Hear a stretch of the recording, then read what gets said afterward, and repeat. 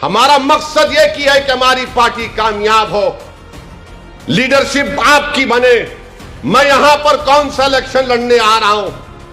मैं तो आपको नेता बनाना चाहता हूं, मैं तो आपको लीडर के रूप में देखना चाहता हूं। अगर कोई पूछे कि कल तुम मर जाओगे, बताओ तुम्हारी ख्वाहिश क्या है, तो मैं कहूंगा कि मेरा खातिमा ईमान पे हो और गुजरात में मेरी कोई पार्टी का नेता बन जाए जो उन गरीबों की बेबाक आवाज बन सके। और ये मुखालिफीन मजलिस, ये तो उस दुल्हन से भी बदतर है जो अपनी शादी से पहले मेहंदी लगाकर बैठती है कि मेरे मेहंदी सूख जाए।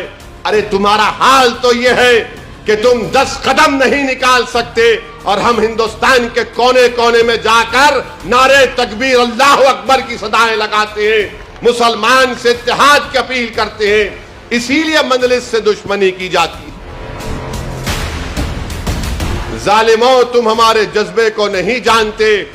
जिस दिन तुम जान जाओगे ना, तुम शर्मिंदगी के समंदर में डूब जाओगे। मजलिस क्या है मैं आपको बताता हूं। बिहार में इलेक्शन हो रहे हैं। हमारे 4 एमएलएस को 5 साल पहले 5 जीत कर आए थे। यही कांग्रेस और राजद के लोगों ने मेरे 4 एमएलएस को खरीद लिया, तोड़ लिया और ये समझे कि मजलिस के एमएलएस को तोड़ने से मजलिस कमजोर पड़ जाएगी। हम मेहनत करते रहे, इलेक्शन आया, हमने कहा आओ हाथ मिला लो हमसे। बीजेपी को रोकते हैं बिहार में। अवाम ने पूछा कि ओवैसी तुम्हारे एमएलएस को उन्होंने तोड़ा है।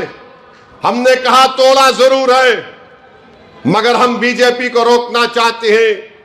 और हमने कहा उन्होंने एमएलएस को तोड़ा है, मगर बिहार की सीमांचल की जनता ने जो रिश्ता मजलिस इत्तेहादुल मुस्लिमीन से कायम किया है, वो इन एमएलएस के जाने से टूटने वाला नहीं है। और अल्लाह ने हमारी बात को सच साबित किया। वो 5 एमएलएस हम दोबारा जीत गए और इल्जाम मुझ पर लगाते हैं।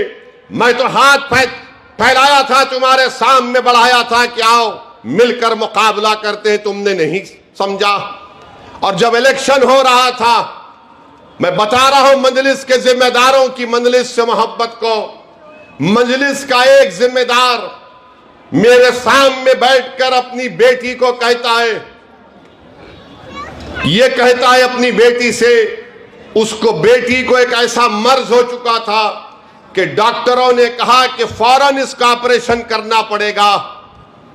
बेटी बाप से कह रही कि अब्बा आप आ जाओ, मैं ऑपरेशन आपके आने के बाद कराती हूं। और बाप इसरार करके कहता है कि बेटी मैं बिहार छोड़ के नहीं आ सकता, मेरी जमात की इलेक्शन का मसला है, तुम ऑपरेशन करा लो। मेरे आंख में आंसू आ गए। मैंने उससे कहा तुम चले जाओ।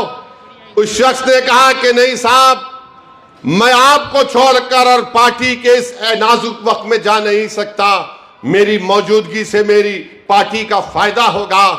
मैंने कहा तुम्हारी बेटी का ऑपरेशन है। उसने कहा उसके लिए अल्लाह है, हम अल्लाह से दुआ करेंगे, आप भी करिए। उस बच्ची का ऑपरेशन हुआ, कामयाब हुआ। मैं इसके लिए जीता हूं, इन जमात के जिम्मेदारों के लिए जीता हूं जो अपनी औलाद की फिक्र किए बगैर हैदराबाद से 1400 किलोमीटर दूर एक मुकाम पर ठहर कर यह कह रहा है कि मजलिस को कामयाब करना है। जालिमों, तुम हमारे जज्बे को नहीं जानते। जिस दिन तुम जान जाओगे ना, तुम शर्मिंदगी के समंदर में डूब जाओगे। हमारा मकसद यह की है कि हमारी पार्टी कामयाब हो, लीडरशिप आपकी बने। मैं यहां पर कौन सा इलेक्शन लड़ने आ रहा हूं? मैं तो आपको नेता बनाना चाहता हूं, मैं तो आपको लीडर के रूप में देखना चाहता हूं। अगर कोई पूछे कि कल तुम मर जाओगे, बताओ तुम्हारी ख्वाहिश क्या है, तो मैं कहूंगा कि मेरा खातिमा ईमान पे हो और गुजरात में मेरी कोई पार्टी का नेता बन जाए जो उन गरीबों की बेबाक आवाज बन सके।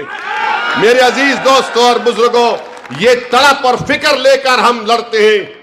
और ये मुखालिफीन मजलिस, ये तो उस दुल्हन से भी बदतर है जो अपनी शादी से पहले मेहंदी लगाकर बैठती है कि मेरे मेहंदी सूख जाए। अरे तुम्हारा हाल तो ये है कि तुम 10 कदम नहीं निकाल सकते और हम हिंदुस्तान के कोने कोने में जाकर नारे तकबीर अल्लाह अकबर की सदाएं लगाते हैं, मुसलमान से इत्तेहाद की अपील करते हैं, इसीलिए मजलिस से दुश्मनी की जाती है।